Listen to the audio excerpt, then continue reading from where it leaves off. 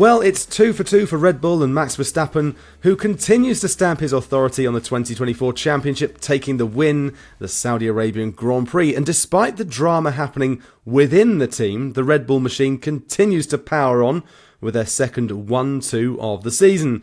The race did prove to be slightly more interesting than Bahrain, with contrasting strategies, a safety car, standout performances, including an impressive F1 debut and cracking battle down in the mid-pack that helped Haas gain their first points. I'm Byrn Lucas, and joining me to discuss the second round of the championship out there in Saudi Arabia is our man John Noble, and back here in good old Blighty, it's Matt Q. Let's kick off with you, John. What is it like out there in Saudi right now? It looks like it's pretty empty from what I can see. Yeah, track was busy obviously earlier on. It's now just gone midnight here, so a couple of hours after the race. Paddock's into pack down. Long 3 weeks on the road for everybody. I think everyone's a bit shattered tonight. But yeah, 2 races down, 2 Red Bull 1-2s. Might be the story of the season. Yeah, Matt, I won't ask you what it's like at your house because it looks fairly quiet there, but let's go straight to this race then, and this 1-2 from Max and from his erstwhile teammate. It was a kind of role reversal from last year, wasn't it? A bit of a masterclass from Red Bull. With all the stuff going on inside the team, it doesn't seem to have affected them outside of the team in any single way. They're just getting on with business, it seems.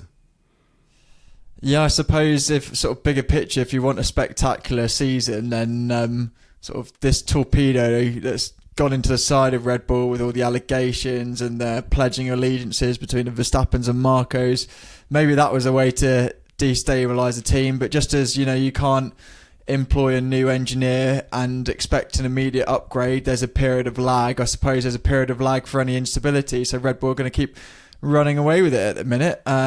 But yes, maybe marginally more entertaining than Bahrain. So by the time we get to European races, it would be absolutely mega if we keep on this very steady rate of improvement. But yes, otherwise almost a formulaic Red Bull 1-2. Yeah, but a masterclass though is kind of how we're billing it really, because they played an absolute blinder. I mean, Max has done it again. I can't remember the last time it wasn't Max that actually won. I'm going to have to go back and have a look at do some calculations. You probably know that answer just there. But he just seems to be completely at ease. And if he needs to, pull in a slightly quicker lap, he can just deliver it if he needs in that moment. Yeah, it's absolutely sort of metronomic. He can just pull it out when he needs to. I think there was that run between lap 22 and 27 where he got 4 fastest laps, 3 of which were in a row, because he can just turn it on when he needs to, and at no point did those fastest laps look fraught that he was risking it, and at no point did he then pay at the end of the stint for having absolutely rinsed his tyres. He is in total control and just sort of I don't know, you almost get the impression that he's sort of driving around chilling, and then if he needs to, he can absolutely raise to any delta, but then can sort of drive around at 8/10, and that's absolutely enough at this point of time. He is in total control, as you said, Bryn, masterfully done. Yeah, and John, I've just had a quick look while Matt was giving that beautifully eloquent answer. So you have to go back 10 Grand Prix for the last time that Max didn't win. So it's 9 in a row now for him. And he's just looking so calm, so at ease, that he's already got his next World Championship sealed. It's done, surely. Yeah, I think it would take a miracle. I think there's 2 factors here at play. One, the Red Bull is fantastic, but it seems the pack's a bit divided behind it. We've got Ferrari seem to be clear in second, and I think when things are on, they should finish 3rd and 4th, varied the gap between Red Bull. And then you've got the kind of the trio behind of Mercedes, McLaren and Aston Martin. I think his form will fluctuate, based on single lap pace, v long run pace, or getting the tyres switched on, or circuit characteristics. But just doesn't seem to be any kind of momentum to push on up towards Red Bull. Ferrari have got upgrades coming, but you can be sure as certain that Red Bull itself is going to bring stuff to improve that car as well. So at the moment, it's looking difficult. I mean, all we can hope is that potentially some circuit characteristics suit the Ferrari better, or there's a bit of luck that goes Ferrari's way and they get a bit of challenge. I think what's key is Ferrari have got to start putting Red Bull under pressure. If Max is in clear in front, he controls the pace, the deg's all sorted, cruises around, doesn't make a mistake, the win's a formality. So I think it's about trying to just find that little bit extra to put them under pressure.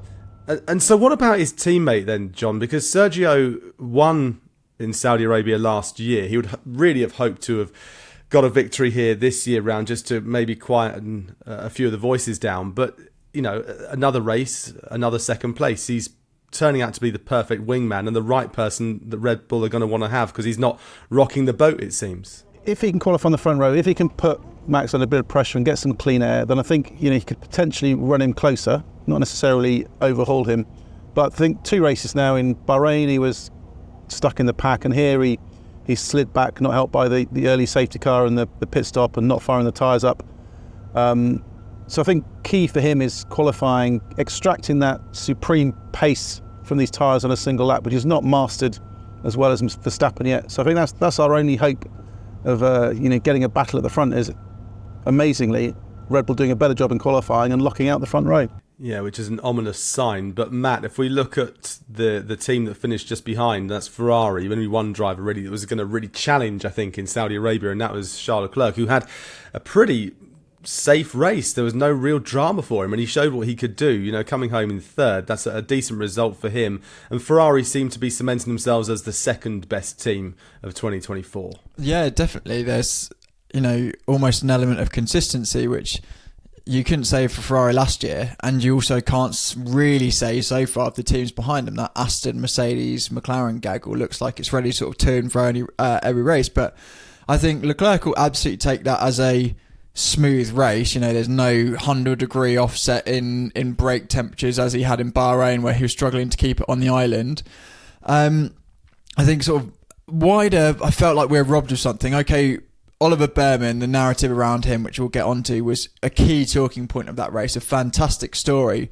But what made Bahrain exciting was Sainz was so sort of fired up after having, you know, he's got his grievance now that Hamilton's replacing him at Ferrari. He needs to put himself in the shop window, secure the best seat. So he was so aggressive, and we missed that. So I think, as you know, Leclerc said, and this is the state of F1 at the minute, Leclerc in the World Feed interview is saying it's quite boring, and the interviewer is having to ask him about like his neck and the G-force, because the talking points about Charles Leclerc's race was so limited they had to sort of scratch around for some other topic. But yeah, it was a fine performance for Ferrari, but it'll be with the usual caveats that, you know, they're not a team. He's not a driver that wants to finish a distant second slash third, is he? So good, and also better than actually where sort of I think a few people thought they were at the end of testing, because everyone else has gone one way with their rear suspension, Ferrari have gone the other. Whether that was a sort of, you know, too safe a choice just for the sake of making the car nice to drive, but would it be fast? But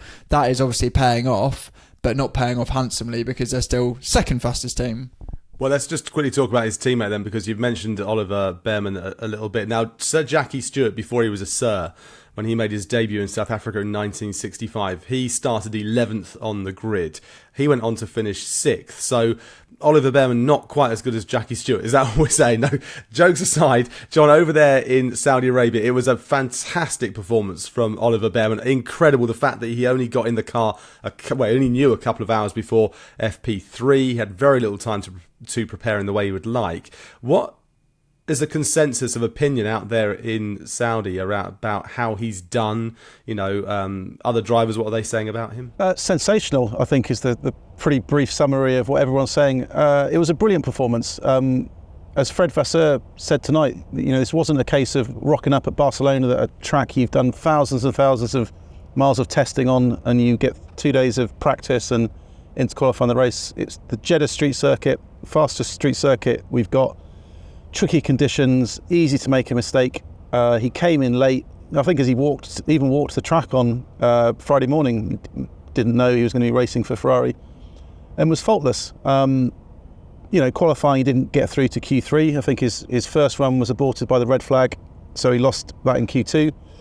Made a mistake on his second run, and then missed out, you know, by the tiniest of margins to get through to Q3. And I think the race was great. I mean, you think of everything that could have gone wrong, the mistakes he could have made, the errors, everything. I think Fred Vasseur was absolutely full of praise for him tonight, and just the way he pushed on at the end to make sure Lando Norris and Lewis finished behind him. So I think it's impressive. I think probably one of the more impressive F1 debuts we've ever seen.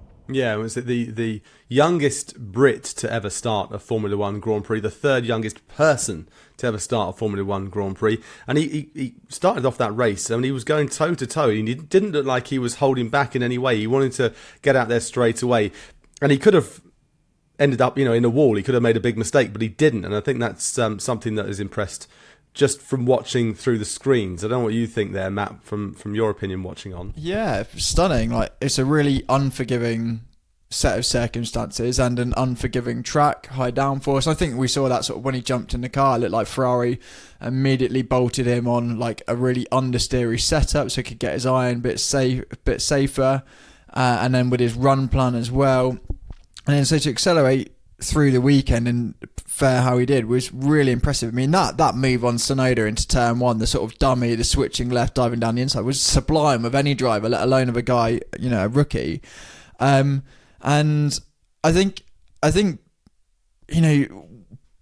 with Oliver Bearman this season, I think with the context of like Hamilton going to Ferrari, so who will replace Hamilton at Mercedes, and obviously all the talk has been, or a lot of the talk before the latest sort of Red Bull chapter has been about Andrea Kimi Antonelli. So I don't know, I think Bearman was almost like the Tsunoda to Ricciardo, where he can stop that promotion by annihilating his teammate in F2, but he might not get it himself. He'll go to a Haas before he goes straight into a front-running team. But hopefully that's sort of a sit-up and take notice performance, because he was mega and deserves applaudits. And okay, when the grid is so tight, just missing out on Q3 is no mean feat, but then in terms of actually executing the race, he was nigh on perfect, I thought. And I know we're saying this after quite a few people raved about Nick De Vries's 2022 Italian Grand Prix cameo, and then obviously he faded very quickly when he got his full-time F1 promotion. But I think there's a lot more here to be excited about, both in terms of age, the track that he's come in, how he actually went forward rather than was just like keeping people blocked in his mirrors. I thought, yeah, a really spot-on drive. Yeah, it's much like how Liam Lawson did last year. He impressed when he got the opportunity, and Oliver Bearman's clearly done that. I think it's fair to say. What about if we look at him and look at Carlos Sainz? I mean, Carlos is presumably going to be back, John, in Australia, and he's not going to want to have any other time where he's not in the seat this season, is he? No, the plan is that Carlos will fly home, I think, this evening. Then they'll evaluate when he goes to Australia. Fred Vasseur is full of confidence. He'll be fine. So he'll travel to Australia. They're still there.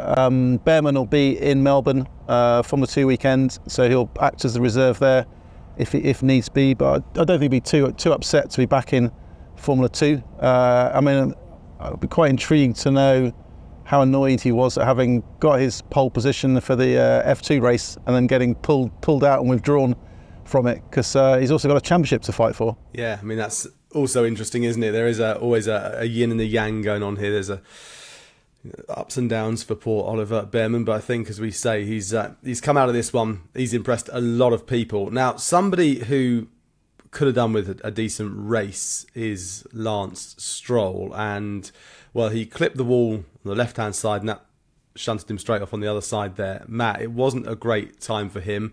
He looked massively disappointed, as you expect, but it's almost like you could start seeing that he knew what the headlines were going to be in his head when he was sitting trackside. Sympathy is ever so slightly limited. One, it was a really sort of amateur hour mistake, I'm afraid, clonking the inside wall and then putting himself on a collision course with that race. And I think, okay, it's heat at the moment. We don't understand particularly the relationship, but when Lance Stroll is usually on the losing side of like the PR charm offensive, isn't he, for whatever happened with his trainer or just generally how he sort of conducts himself. I don't think a sarky radio message was necessarily the right response. What was it? It was something along the lines of like, can you make it to the end? It's like, no, I'm in the wall with some more colourful language. I thought that was a bit needless, but it was just fundamentally a clumsy error, lapsing concentration, and it's bitten. We've seen it 100 times, around a swimming pool at Monaco or whatever, and the same here again today. But credit to Lance, that looked like it was going to make the race really exciting. A safety car, a bit of jeopardy. We just needed someone else later on to trigger another one, so those people who pitted out of sync sort of were brought back into the race. So he tried his best to spice up the race, but even that wasn't enough. Yeah, I'm sure he did it absolutely on purpose just to give us something else to talk about. But as you hint there, I mean, it brought out the safety car. And we saw then a big flurry of activity with loads of cars going in and changing their tyres. And we saw four, in fact, stay out on track, including Lando Norris and Lewis Hamilton. They both stayed out on track, didn't change their tyres over. And you thought, okay, maybe if there's another safety car, this could really play into their hands. But Matt, it didn't. No, and sort of listening to how Hamilton and Norris, who were like the sort of leading guys of that counter strategy, they said it was a bit of a calculated gamble. So with the congested pit lane and sort of the calculations, they knew that they were going to get blocked in. You saw that with Leclerc. Red Bull did a 2.4 and 2.7 second pit stop in a double strike. Leclerc was 5.3 because he had to sit and wait for a few cars to go by. That was a risk that was also facing Norris and Hamilton.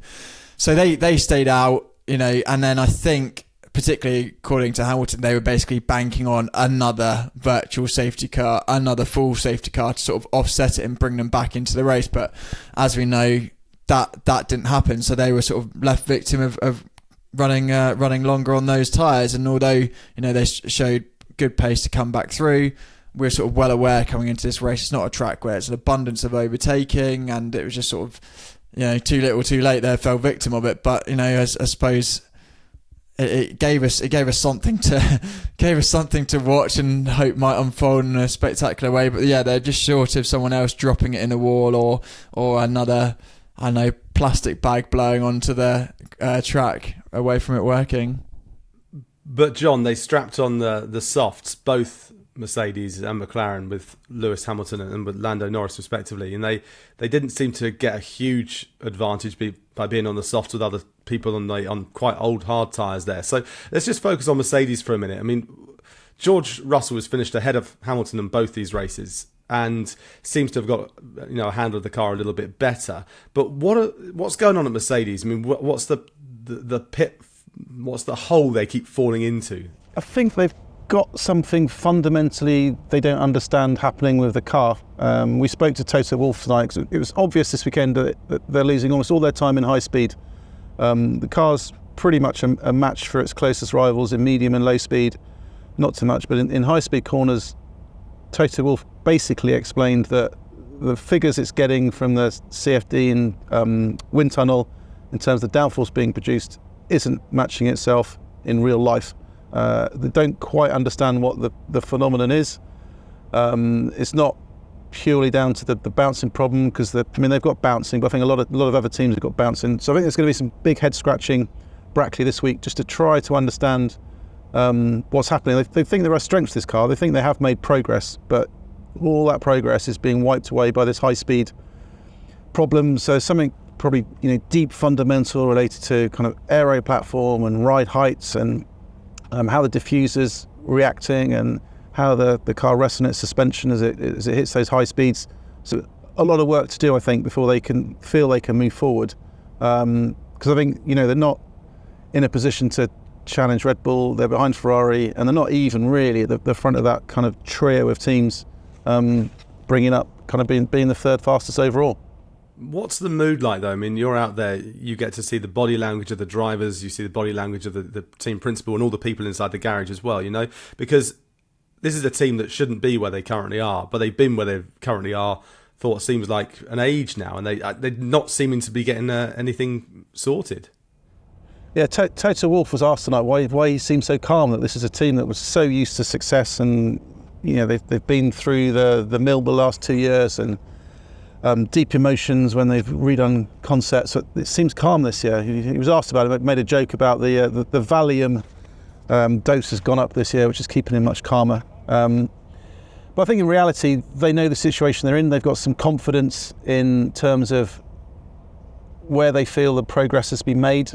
And I think they've got some confidence from having dug themselves out of holes they've been in the last 2 seasons. So I think it's just this calm, measured approach. There's no benefit in this business for getting too emotional and shouting and screaming and banging your fists and hoping it gets better. This is about physics, it's about numbers, it's about working through the problems and addressing them. And I think that's exactly what's going to be going on in the Brackley factory. This week, try to get to the bottom of what's going wrong with this car. Well, let's turn our attention to the other aspect of that tyre strategy, or another person involved in that tyre strategy. That's Lando Norris. Well, Matt, I'm going to come to you on this one, because over the first two Grand Prix, it's one each between Oscar Piastri and Lando Norris, finishing ahead of each other. So that's good from a driver's perspective. They're kind of working quite well, it seems. But Lando Norris appeared to jump the start, didn't he, today, and didn't get a penalty. What are your thoughts on that? Yes, I can give you the FIA's thoughts, Sergio, for a bit of fence sitting, which is that we all saw him lurch forward and then stop again. And that wasn't a jump start, and those with a long enough memory might remember Valtteri Bottas at the 2020 Hungarian Grand Prix, and I think there was also a case of Vettel doing similar in Japan. And basically they've got, it doesn't matter what your eyes see, they've got a transponder in the track and a transponder in the car, and the FIA have said that's not recorded a jump start. That doesn't mean it's broken by any means, it just means that they have certain parameters, certain measures, certain tolerances, and Norris, despite sort of rolling forward and then stopping, he hasn't sort of passed those to constitute a jump start, even though we all saw it. I mean, you do see it a few times when people sort of go from neutral and get gear, they lurch forward, but that doesn't constitute it. I think Norris has just taken it to the extreme. I've tried badgering, but we don't know quite how close they were, whether it is, a millithousandth or whatever they're measuring of a yard away from it. But no, he's fine, escapes it without a slap on the wrist. Beautifully put there, Matt. And actually, John, when we were watching it was almost, it came back to bite him, because it almost looked like he bogged down, because he went and he stopped and his reaction was then affected by it. So actually it hampered him more than helped him. Yeah, because you're so focused on your preparations to get away. You know how hard it is now to overtake, especially this season. I think one of the consequences of, we haven't got much tyre degradation, and I think the cars are now so competitively close that there isn't delta between the cars. So the racing's not as close as it is. If you fall into the pack during the race, it's much harder to come forward unless your tyre deg is miles better than anyone else, which isn't really the case in that pack. And the last thing you want to do is to go forwards, start panicking, dump the clutch late, wheel spin and fall back. So I think he was probably pretty happy it didn't cost him stacks and stacks and stacks, and B, delighted that the transponder didn't pick anything up. Hallelujah, hallelujah, there you go. Delighted, I'm sure. He did manage to escape, but he also escaped without somebody going up his rear end as well. So that's, that's a bit of luck too, because he did seem to get a bit delayed off the start. Now let's move on to somebody who, we don't often talk Haas, do we? We only talk about them when it's something controversial happens. And what do we get from Haas, Matt, out there today? A K-Mag masterclass? No, definitely not. He got 2 penalties. It was, it was, again, so I feel like I've come back to this theme loads in this video, but it was good for making the racing slightly more interesting thing. What is he doing? But it was pretty shambolic. And to the point poorly executed in terms of, passing off track, getting a penalty, collision penalty, but also poorly executed as then he's got a broken Williams behind him with Alex Albon, who's still plainly faster. So I thought, if I was doing the Autosport driver ratings, I think Magnussen would be going home with the wooden spoon after that one. Depends how you rate Lance Stroll's egregious error, actually. But yes, not a great one. I suppose it did give us that good battle for 12th, which was downright entertaining, whichever way you cut it. That in itself was a good battle. But the fact it is a main talking point, and that with the greatest respect to that team, that Haas is a talking point on one of these press aid videos is a damning indictment of the entire race, I fear. Oh, John, are you not going to give the K-Mag a bit of love? No, I thought it was great fun. I think I can imagine, be sure he put himself in a place where the result was out of the question because of the result, but the team knew that if he could back the pack up, it could give Hülkenberg the space he needed for the pit stops. This is about helping taking one for the team, basically. We know that people have called the Haas the new Williams in terms of super fast in a straight line, not so great in the corners, and Magnussen did it to perfection. Backing off in the twisty stuff, making sure he got a clean exit onto the straights to keep everyone back as much as possible. I think he would have absolutely Loved those laps, and I'd like to have seen the reaction of the cars behind him when, as soon as Hülkenberg had done his pit stop, come out in front, Magnussen suddenly finds the 1.5 to 2 seconds that he was blocking everybody earlier. So I thought it was great fun. Sure, he should be fighting for points himself, but I think he'll have quite enjoyed that. Well, it's just nice, isn't it, that we're getting to speak about Haas. I think at the start of this season we thought they're probably going to be at the back of the grid, but they're doing slightly different things. Well, thank you very much to Matt, who's joined us from over here in the UK, and for John, who's out there very late at night in Saudi Arabia. And thank you to you, of course, for watching. And don't forget, we've got a couple of weeks, 2 weeks off now before the next Grand Prix in Australia. Up nice and early for that one. And of course, we'll bring you all the news when it happens, as it happens. Thanks for watching. See you next time.